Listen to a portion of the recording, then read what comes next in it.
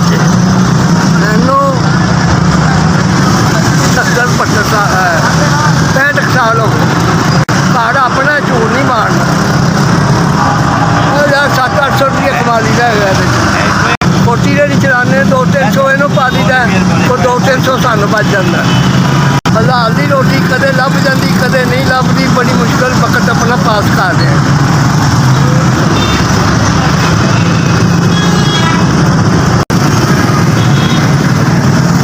ਬੜਾ ਸ਼ੁਕਰਗੁਜ਼ਾਰ ਹੈ ਤੁਸੀਂ ਮੈਨੂੰ ਦੱਸ ਜ਼ਿੰਦਗੀ ਦੇਵੇ, ਤੁਸੀਂ ਮੈਨੂੰ ਬੜਾ ਕੁਝ ਦਿੱਤਾ ਦੇਵੇ। ਤੁਹਾਡੇ ਰਿਜ਼ਕ ਬਾਰੋਂ ਪਾਏ ਅੱਲਾ ਦੀਆਂ ਤੁਹਾਨੂੰ ਅੱਗੇ ਆਖਿਰਤ 'ਚ ਅੱਛੀ ਜਗ੍ਹਾ ਦੇਵੇ। ਤੁਸੀਂ ਮੇਰੇ ਮਾੜੇ ਬੰਦੇ ਦਾ ਖਿਆਲ ਕੀਤਾ, ਅੱਲਾ ਦੀਆਂ ਤੁਹਾਨੂੰ ਬਹੁਤਾ ਤੋਂ ਬਹੁਤਾ ਦੇਵੇ। ਅੱਲਾ ਤੁਹਾਡੇ ਰਿਜ਼ਕ ਇੰਨਾ ਕੁ ਮੁਨਾਫਾ ਕਰੇ ਕੋਈ ਹਿਸਾਬ। ਐਸ ਤੁਸੀਂ ਮੇਰੇ ਇੱਕ ਰਾਸ਼ਨ ਪੜਾਇਆ, ਤੁਹਾਡੀ ਬੜੀ ਮਿਹਰਬਾਨੀ।